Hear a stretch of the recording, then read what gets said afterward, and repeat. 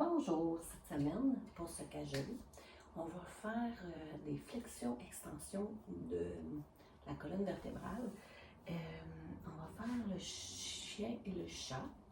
Donc, la plupart du monde le connaissent. Là. Dans le fond, on arrondit le dos et on creuse le dos.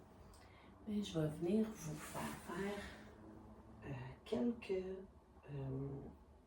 façons différentes qu'on pourrait le faire.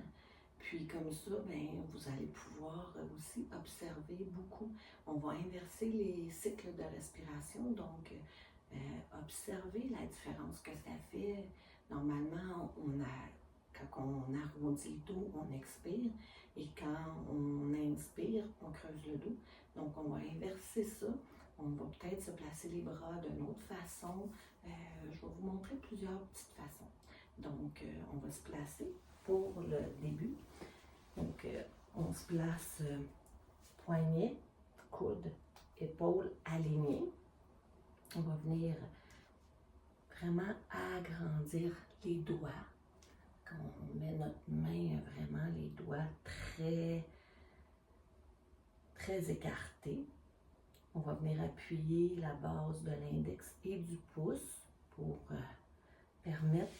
Puis on va s'arranger pour, comme là, j'étais pas tout à fait allongée, donc ça faisait comme ça. On va venir vraiment allonger en ligne droite. On va venir placer les genoux allongés vis-à-vis les hanches. On va prendre quelques grandes inspirations. On va se permettre d'allonger le dos le plus qu'on peut. On va pousser les fessiers vers le mur. On va pousser la tête vers l'avant. On va activer légèrement les abdominaux.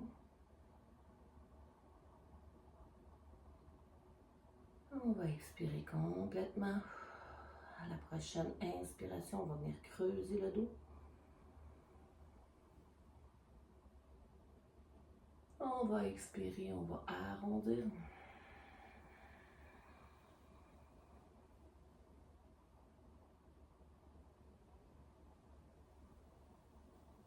Inspire, on creuse. Et expire, on arrondit.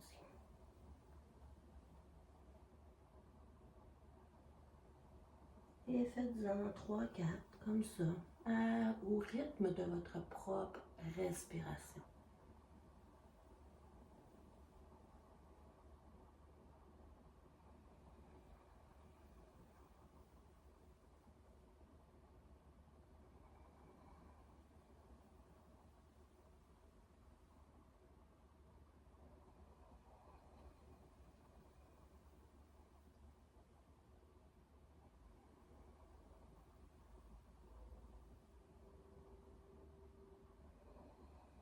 Et une dernière respiration.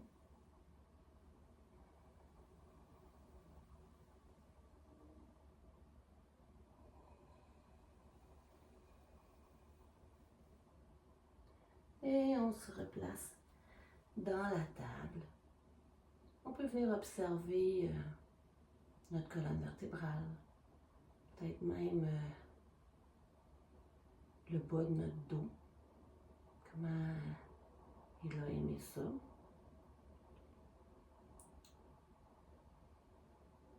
Est-ce qu'on sent des picotements, des fourmillements, un peu de chaleur?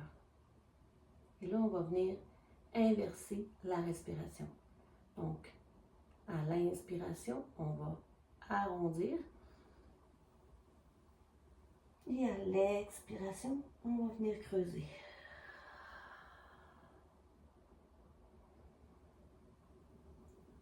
On inspire, on arrondit. On expire, on creuse. Et là, venez observer s'il y a une différence lorsque vous inversez le souffle.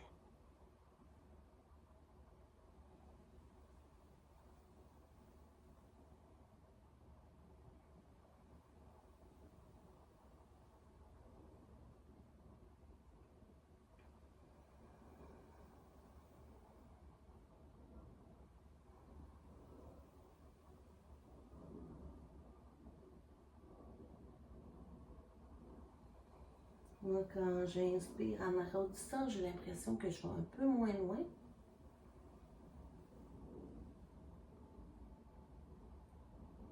Mais j'ai comme plus d'ouverture dans chaque vertèbre.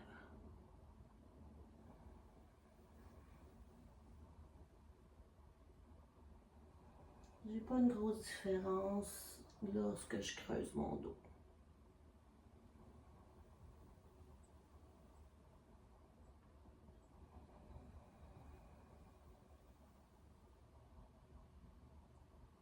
Une dernière inspiration, expiration.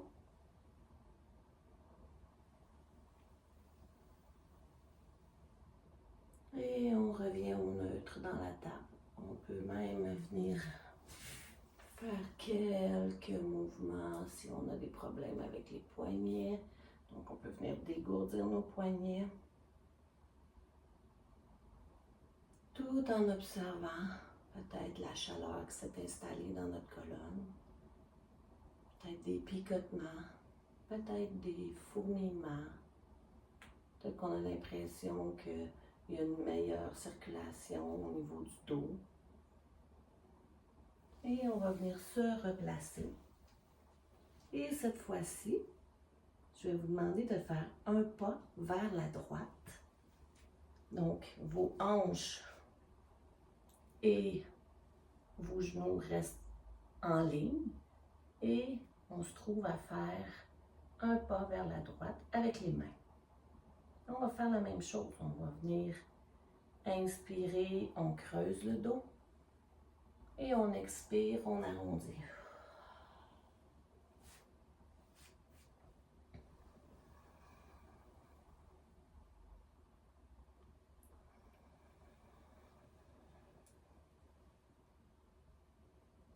En plus de la flexion et extension de la colonne vertébrale, on se trouve à venir faire un peu une flexion latérale, tout en faisant la flexion et l'extension. Et là, on va venir regarder qu'est-ce que ça fait dans notre dos, peut-être dans nos côtés.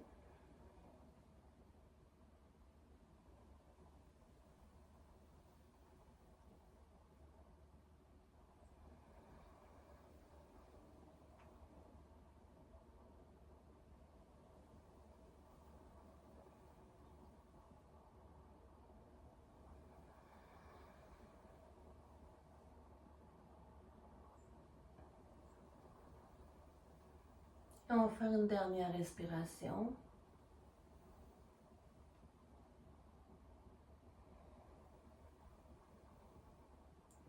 Et on va revenir au centre. Et on va observer. Y a-t-il une différence du côté droit ou du côté gauche?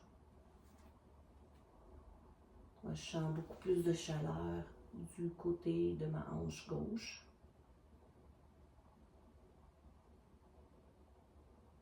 J'ai l'impression que ce côté-là est plus allongé.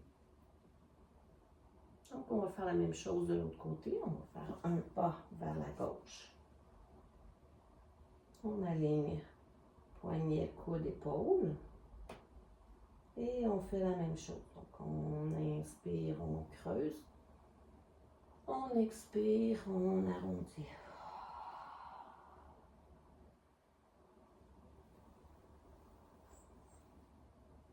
Si vous avez besoin de lâcher un grand soupir, vous le faites.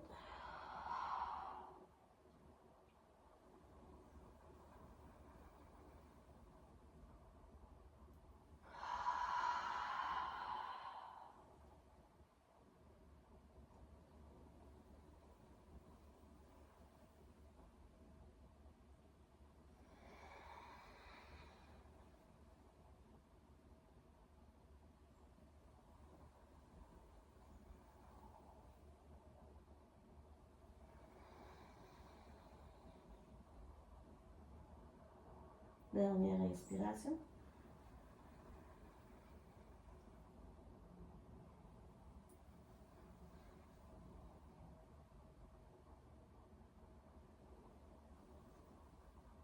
Et on revient au centre.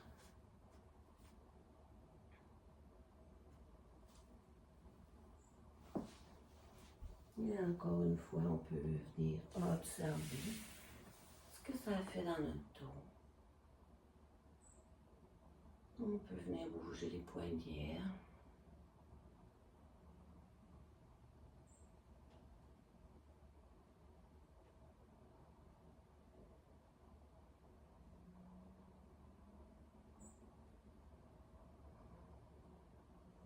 Et on va venir se replacer.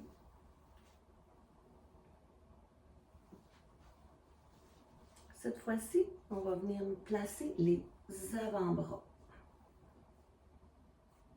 On peut placer les mains paumes vers le sol ou même les laisser comme ça. C'est comme on veut. Et là, on va faire la même chose. Donc, on inspire, on creuse et on expire, on arrondit.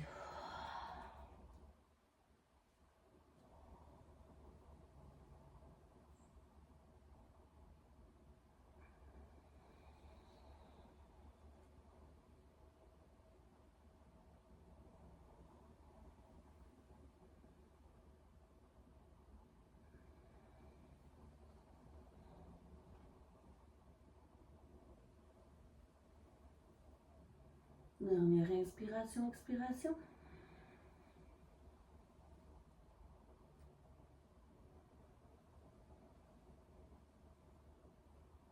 Et on peut venir observer. Et le dernier que je voudrais vous montrer aujourd'hui, ça va être en mouvement un peu. Donc, on va s'installer dans la table. Et là, lorsque on va creuser le dos, on va avancer. Et lorsqu'on va arrondir, on va venir pousser nos fesses vers nos talons.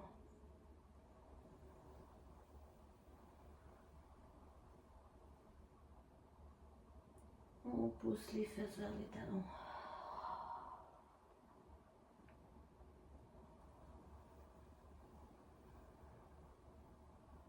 Pour ma part, j'adore ce chien et ce chat.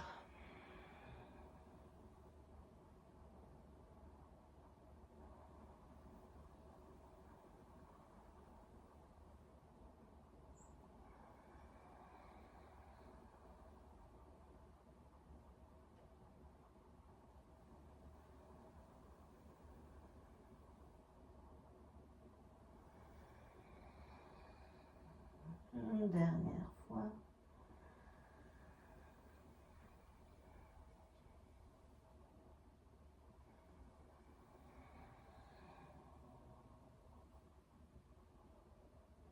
Et on revient dans la table. On peut venir observer les picotements, les fourmillements, la chaleur.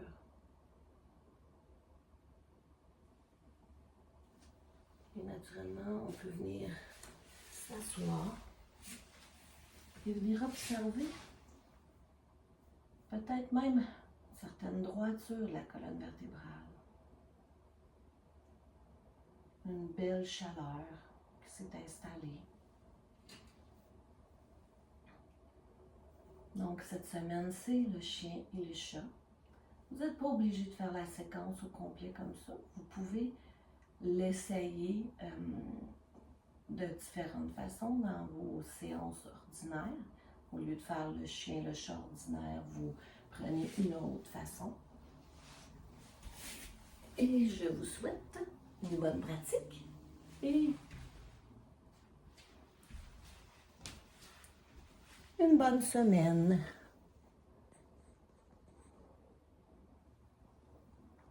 Au revoir.